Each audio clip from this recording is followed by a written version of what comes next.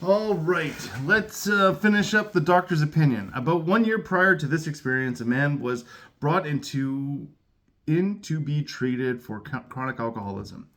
He had but partially recovered from a gastric hemorrhage and seemed to be a case of pathological mental deterioration. So they're talking about wet brain. Look it up if you don't know what that is.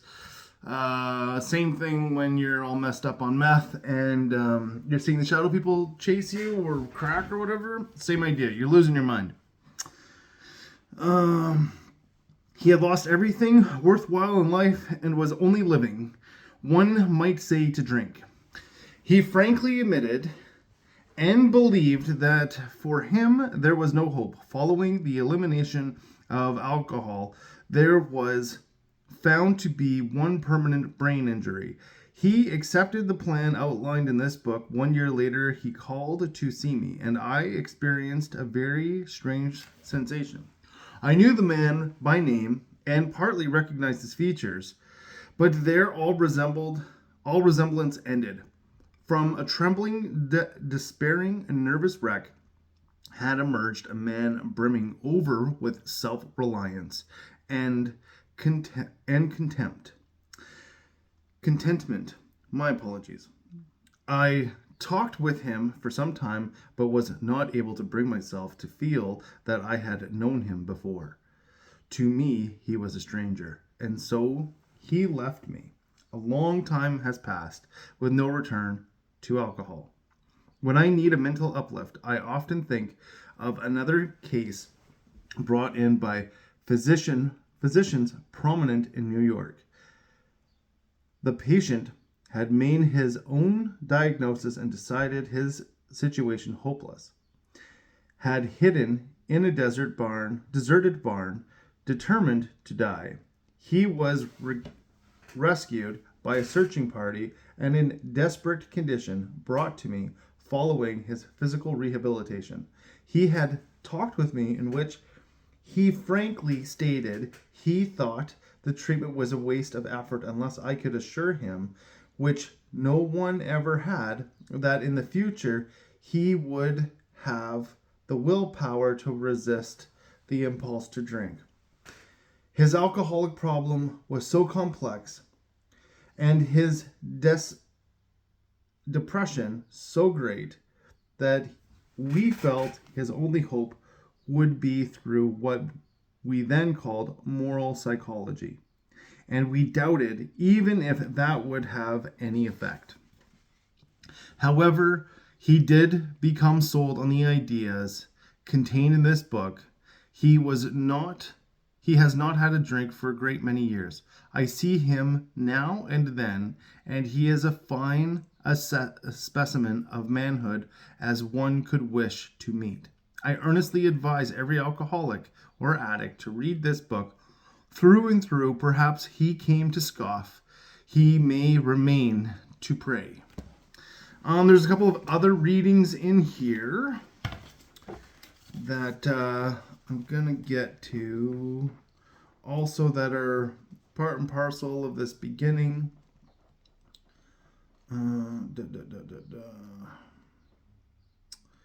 So this is out of Dr. Bob's Nightmare. We'll start reading on page 187. Okay? Last paragraph. My wife became deeply interested, and it was her interest that sustained me, though I at no time sensed that it might be an answer to my liquor problem.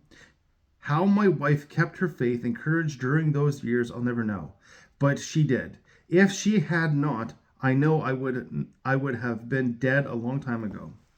For some reason, we all alcoholics seem to have the gift of picking out the world's finest women.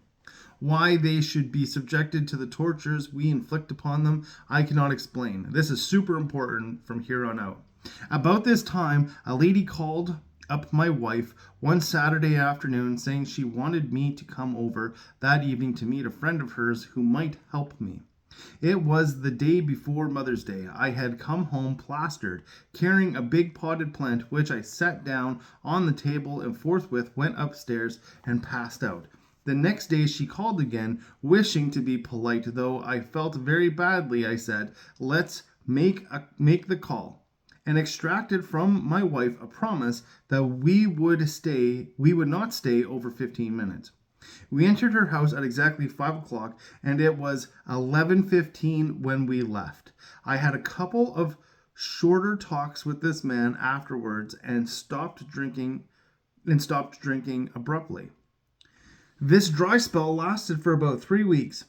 Then I went to Atlantic City to attend several days meeting of National Society, of which I was a member. Very important here. I drank all the scotch they had on the train and brought several quarts on my way to the hotel. This was on Sunday.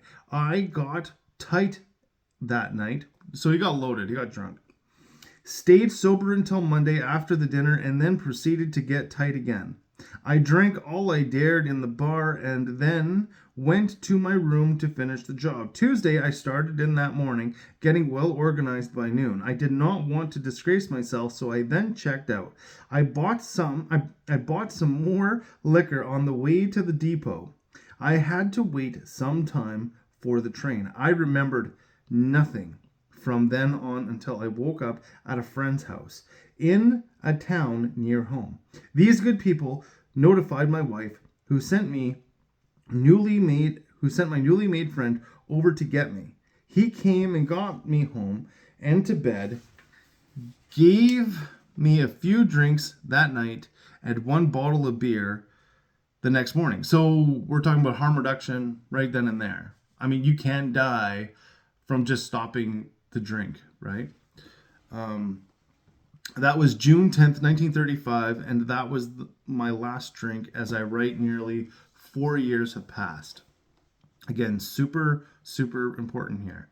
The question which might naturally come into your mind would be, what did the man do or say that was different from the others had done or said?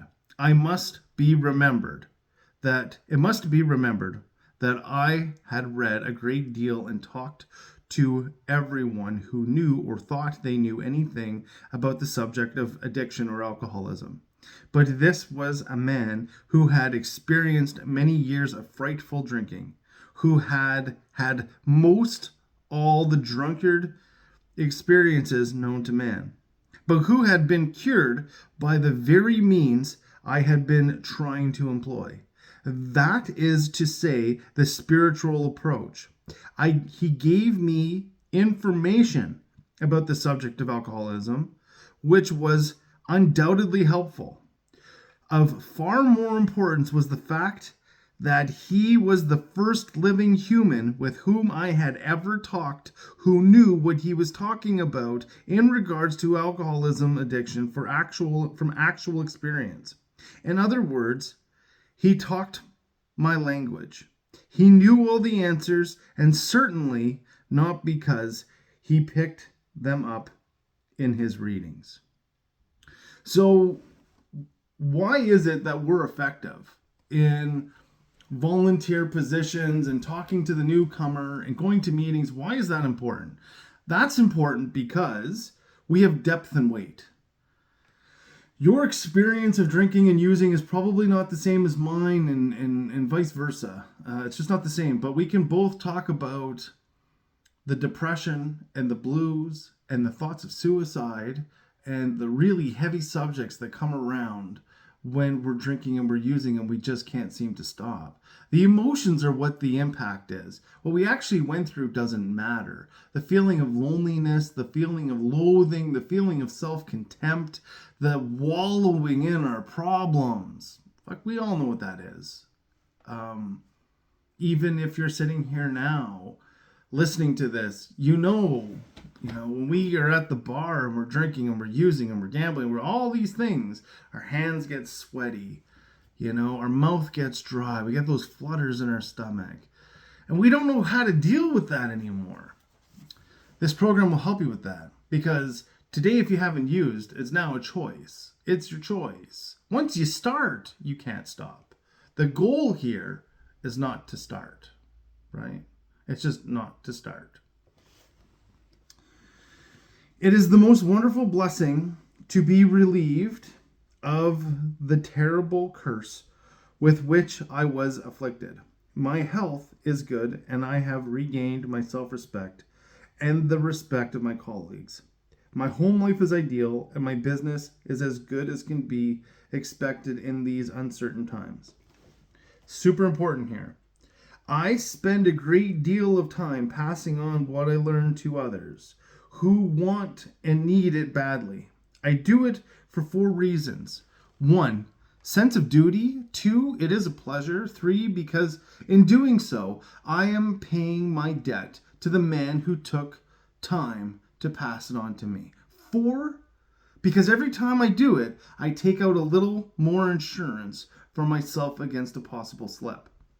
As I said way back in the beginning, probably video 1 or something, or video 2, how do we get permanent recovery? One man working with another man. I'm just going to pull it right out of the book. It is also indicated that strenuous work, one alcoholic with another, was vital to permanent recovery. So why does Dr. Bob, remember, he's an actual doctor here.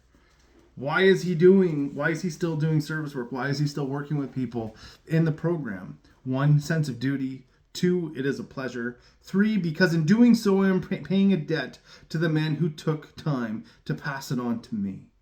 4, because every time I do it, I take out a little more insurance for myself against a possible slip. That's why we do it. As much as it's for them, it's for us. And I can promise you, every time I've taken somebody through this, not just through a video, but like face to face, I learn more from the person that I'm taking through a set of steps than I could have ever did by putting myself through a set of steps. I don't know why it works that way. I'm not going to question it. Just take my word for it. Give it a shot. It works. If you're out there sponsoring, you've done a set of steps, holy hell, man, just take somebody through it. You're not going to mess them up more than they're already messed up. And if you're a newcomer coming in, I'll tell you what, I'll make a promise to you here now, and God willing, I hope any sponsor says the same thing. It would be a pleasure to work with you. I would want nothing more in this life but for your life to be just as good as ours, if not better, if that's possible. So with that, I hope you have a wonderful day, and God bless you.